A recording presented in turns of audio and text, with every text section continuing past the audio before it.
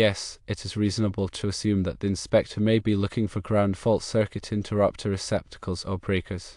Ground fault circuit interrupters provide additional protection against electrical shock, especially in areas with moisture or water, such as bathrooms, kitchens, and garages. Given that the homes were built in the 1940s and may have original wiring, the insurance company may want to ensure adequate ground fault circuit interrupter protection.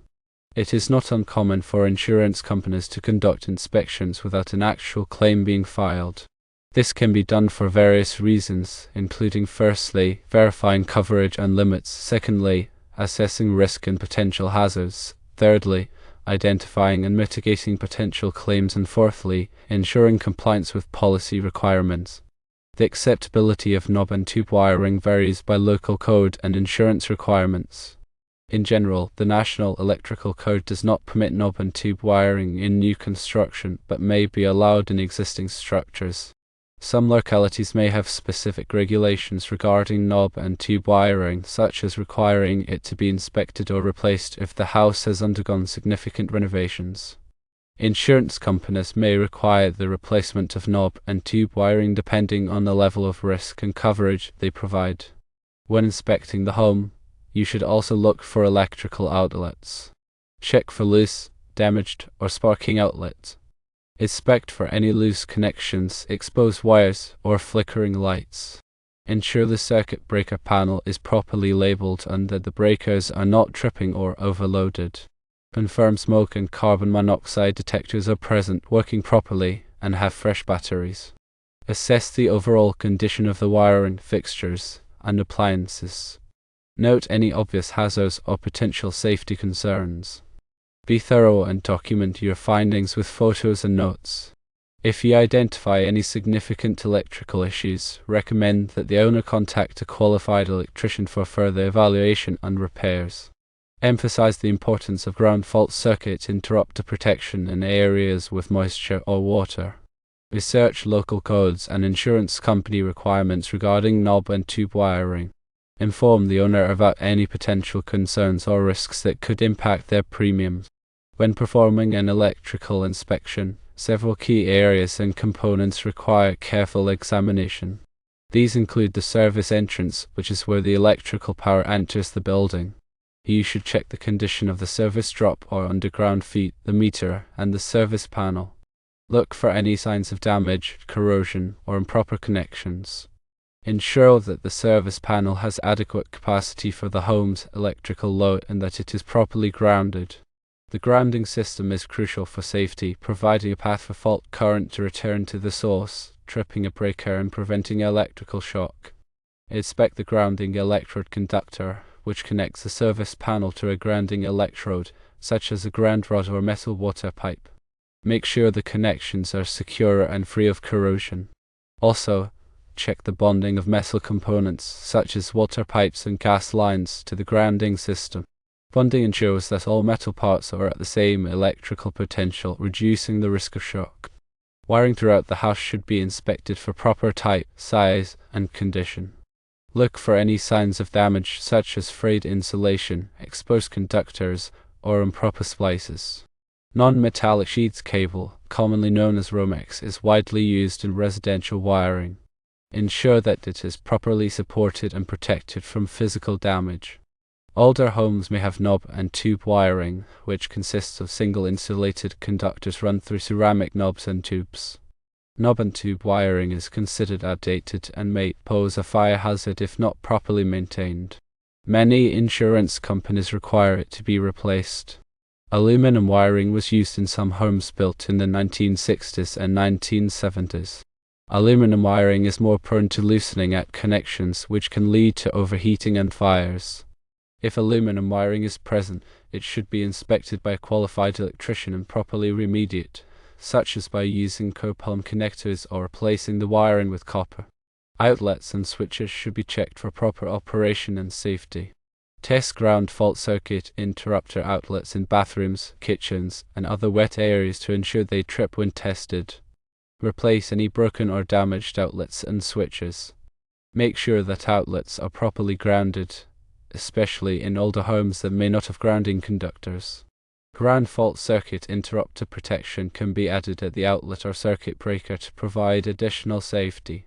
Lighting fixtures should be inspected for proper installation and condition. Look for any loose connections, damaged wiring, or overheating. Ensure that light bulbs are the correct wattage for the fixture to prevent overheating. Smoke detectors and carbon monoxide detectors are essential safety devices. Test smoke detectors monthly and replace batteries at least once a year. Carbon monoxide detectors should be installed near sleeping areas to alert occupants to the presence of this odorless, deadly gas. The electrical panel, also known as the breaker box, is the central distribution point for electricity in the home. Ensure that all circuits are properly labeled and that the breakers are sized correctly for the circuits they protect. Look for any signs of overheating, such as melted insulation or discoloration. Test ground fault circuit interrupter and arc fault circuit interrupter breakers to ensure they trip when tested. Arc fault circuit interrupter breakers provide protection against arc faults, which are a common cause of electrical fires. Appliance circuits should be inspected for proper wiring and grounding.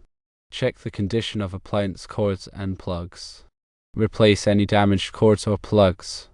Ensure that appliances are not overloaded on circuits. Overloading can cause breakers to trip and may lead to overheating and fires. Extension cords should be used temporarily and not as a substitute for permanent wiring. Avoid running extension cords under rugs or furniture, where they can be damaged or overheat. Surge protection can protect sensitive electronic equipment from voltage spikes. Surge protectors can be installed at the service panel or at individual outlets. Consider using a whole house surge protector to protect all of the home's electrical circuits. If any electrical hazards are identified during the inspection, recommend that the homeowner contact a qualified electrician for further evaluation and repairs. Electrical work should always be performed by a licensed electrician to ensure safety and compliance with electrical codes. When inspecting electrical systems, it is also essential to consider the National Electrical Code requirements. The National Electrical Code is a widely adopted standard for safe electrical installations. It is updated every 3 years. Local jurisdictions may adopt the National Electrical Code with or without amendments. Familiarize yourself with the applicable electrical codes in your area. Some common National Electrical Code requirements include, firstly, the proper sizing of conductors and overcurrent protection; secondly, the grounding and bonding of electrical systems; thirdly, the installation of ground fault circuit interrupter protection in wet areas; fourthly, the installation of arc fault circuit interrupter protection in bedrooms and other living areas; and fifthly, the proper support and protection of wiring. In addition to the National Electrical Code, local codes may have additional requirements. Check with your local building department to determine the applicable codes in your area. Insurance companies may also have specific requirements for electrical systems. Some insurance companies may require knob and tube wiring to be replaced or may require electrical systems to be inspected by a qualified electrician. It is important to understand the insurance company's requirements before performing an electrical inspection. Document your findings thoroughly. Take photos of any electrical hazards or code violations. Write a detailed report outlining your findings and recommendations. Provide the homeowner with a copy of the report. Be sure to emphasize the importance of electrical safety. Electrical hazards can cause serious injury or death. By identifying and correcting electrical hazards, you can help protect the homeowner and their family. Regular electrical inspections can help prevent electrical fires and other electrical accidents.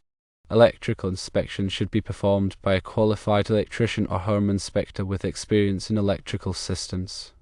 It is also important to note that the presence of permits and inspections by the authority having jurisdiction should not be relied upon as an absolute guarantee of safety or code compliance, despite the assumption that the owner-pulled permits were properly inspected by the authority having jurisdiction. Inspectors can make mistakes and conditions can change over time. It is always a good idea to have an independent electrical inspection performed, especially in older homes.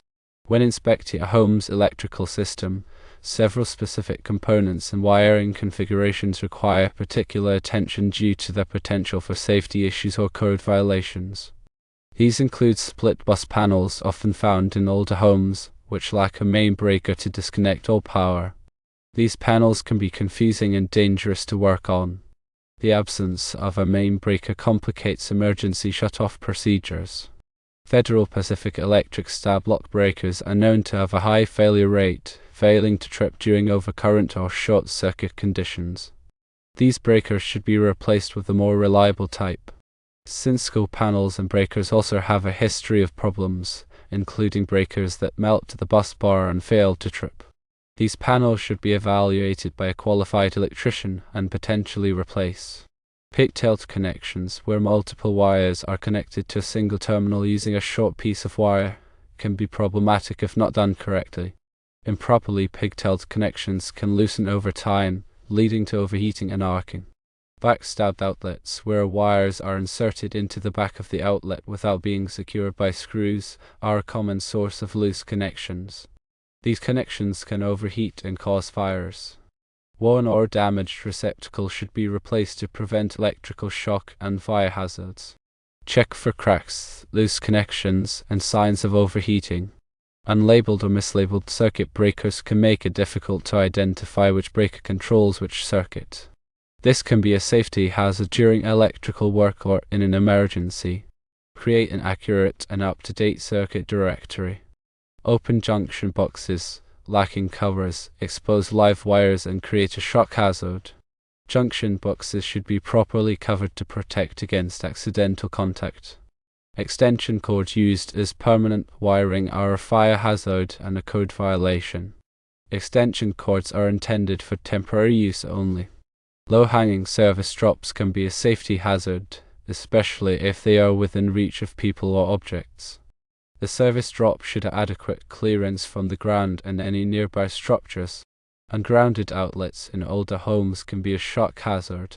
Grounding provides a path for fault current to return to the source, tripping a breaker and preventing electrical shock. Consider adding ground fault circuit interrupter protection to ungrounded circuits. Modified circuit breakers, such as those with bent or broken handles, may not function properly and should be replaced. Only use circuit breakers that are designed for the panel. Overlamping fixtures, using bulbs with a higher wattage than the fixture is rated for, can cause overheating and fires. Use bulbs that are the correct wattage for the fixture. DIY electrical work, performed by unqualified individuals, can result in unsafe conditions and code violations. Electrical work should always be performed by a licensed electrician. Splicing wires outside of junction boxes is a code violation and a fire hazard. All wire splicers should be contained within approved junction boxes. Running wires through walls or ceilings without proper protection can damage the wires and create a fire hazard. Wires should be protected by conduit or other approved means. Using the wrong type of wire for the application can lead to overheating and fires. Use the correct type of wire for the voltage, amperage, and environment. Poorly secured wiring can be damaged or pulled loose, creating a shock hazard. Wiring should be properly supported and secured. Ignoring these specific areas and components can lead to a more thorough and accurate electrical inspection, helping to identify potential safety hazards and code violations.